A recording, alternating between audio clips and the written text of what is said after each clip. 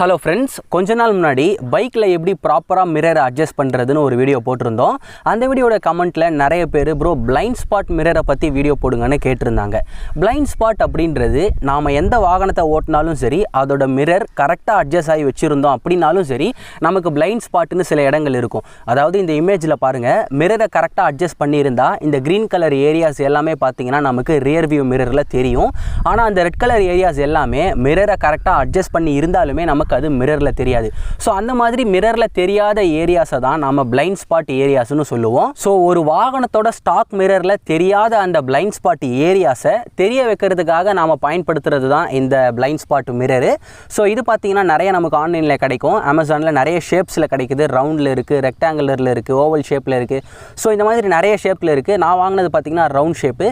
So இந்த மாதிரி உங்களுக்கு எந்த ஷேப் கன்வீனியண்ட்டாக இருக்குமோ அதில் வாங்கிக்கோங்க. ஸோ இதோட ப்ரைஸ் பார்த்தீங்கன்னா 350 rupees.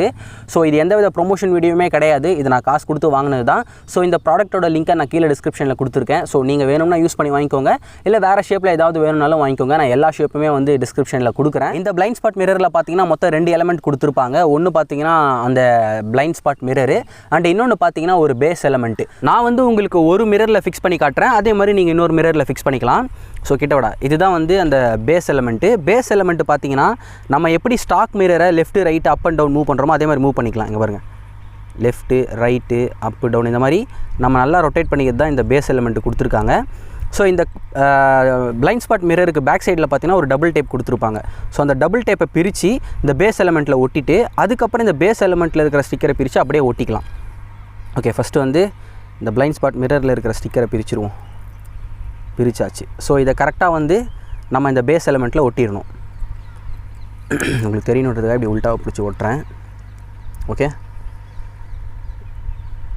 ஓகே பேஸ் எலமெண்ட்டில் நல்லா ஒட்டியாச்சு. இப்போ வந்து இந்த பேஸ் எலமெண்ட்டுக்கு மேலே இருக்கிற இந்த ஸ்டிக்கரை பிரித்து அப்படியே மிரரில் ஒட்டிடலாம். உங்களுக்கு இந்த பேஸ் எலமெண்ட் தேவையில்லை, டைரெக்டாக நான் வந்து அந்த பிளைண்ட் ஸ்பாட் மிரரில் ஒட்டிடுறேன் அப்படின்னாலும் ஒட்டிக்கலாம். ஸோ ஃபஸ்ட்டு இந்த பேஸ் எலமெண்ட்டில் இருக்கிற டபுள் டேப் மேலே இருக்கிற ஸ்டிக்கரை பிரித்தாச்சு. ஓகே, இப்போ இந்த இடத்துல நிறைய பேர் பார்த்திங்கன்னா இந்த ஏரியாஸில் ஒட்டுவாங்க. அதாவது இந்த ஏரியாவில் ஒட்டுவாங்க. இந்த ஏரியாவில் ஒட்டக்கூடாது. ஏன் அப்படின்னா இந்த ஏரியாவில் ஒட்டினீங்கன்னா உங்களுக்கு அகைன் அந்த க்ரீன் ஏரியாஸில் இருக்கிற ஏரியா தான் உங்களுக்கு பெருசாக காட்டும். நம்ம இந்த இடத்துல, அதாவது இந்த கார்னரில் எங்கே வேணால் ஒட்டிக்கோங்க. இந்த இடத்துல ஒட்டும்பொழுது தான் நமக்கு ரெட் ஏரியாஸ் வந்து கவர் ஆகும். ஸோ நான் வந்து இந்த இடத்துல வந்து எனக்கு இந்த இடத்துல ஒட்டும்பொழுது எனக்கு பர்ஃபெக்டாக தெரியுது. ஸோ அந்த மாதிரி உங்கள் மிரரோட டிசைனுக்கு ஏற்ற மாதிரி எந்த இடத்துல வச்சா கரெக்டாக இருக்குன்னு பாருங்கள். மேலே வச்சா கரெக்டாக இருக்கா, இல்லை கீழே வச்சா கரெக்டாக இருக்கான்ட்டு. ஸோ இந்த மிரரில் இந்த இடத்துல வைக்கும்பொழுது கரெக்டாக இருக்குது. ஓகே, ஸோ மிரரில் ஒட்டுறதுக்கு முன்னாடி ஒரு முறை க்ளீன் பண்ணிக்கோங்க. நான் க்ளீன் பண்ணிட்டேன். ஓகே, இப்போ பாருங்கள், ஒட்டிட்ட பிறகு நம்ம எப்படி வேணால் இதை திருப்பிக்கலாம். லெஃப்ட்டு ரைட்டு எவ்வளோ வேணால் அட்ஜஸ்ட் பண்ணிக்கலாம். ஸோ நீங்கள் உங்களுக்கு வியூக்கு ஏற்ற மாதிரி நீங்கள் அட்ஜஸ்ட் பண்ணிக்கோங்க. இதே மாதிரி தான் அந்த மிரர்லையும் நீங்கள் ஒட்டணும். ஸோ இந்த பிளைண்ட் ஸ்பாட் மிரர் எப்படி நமக்கு வியூவை இன்க்ரீஸ் பண்ணி கொடுக்குதுன்னு ஒரு டெமோ காட்டுறேன். இப்போ பாருங்கள், தூரத்தில் ஒரு வண்டி வருது. ஸோ அந்த வண்டி பார்த்தீங்கன்னா க்ரீன் ஏரியாஸில் வரும்பொழுது பைக்கோட ஸ்டாக் மிரரில் தெரியுது, அண்ட் பிளைண்ட் ஸ்பாட் மிரர்லையும் தெரியுது.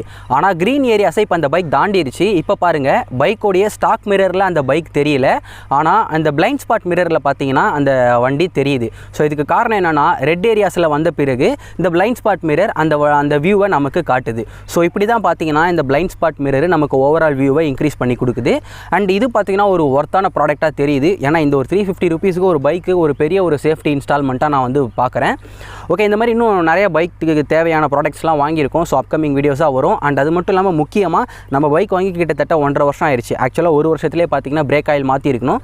ஸோ இப்போ தான் அதுக்கான டைம் வந்திருக்கு. பிரேக் ஆயில் வாங்கியாச்சு. ஸோ ஃப்ரண்ட் அண்ட் பேக் ரெண்டுலேயுமே எப்படி பிரேக் ஆயில் மாற்றுறதுன்னு அடுத்த வீடியோவாக வரும். ஸோ மறக்காமல் நம்ம சேனலை சப்ஸ்கிரைப் பண்ணி வச்சுக்கோங்க. இந்த வீடியோ பிடிச்சிருந்தா like, share, comment and subscribe பண்ணி நம்ம MTNs ஃபேமிலியில் ஜாயின் பண்ணிக்கோங்க. அடுத்து இன்னொரு யூஸ்ஃபுல்லான வீடியோ சொல்லுங்க வந்து பார்க்குறேன். கர்மாவை எதிர்பார்க்காம உதவி செய்யுங்க. மற்ற எந்த விஷயத்தை செய்கிறதா இருந்தாலும் கர்மாவை எதிர்பார்த்து செய்யுங்க. Love you MTNs. நன்றி.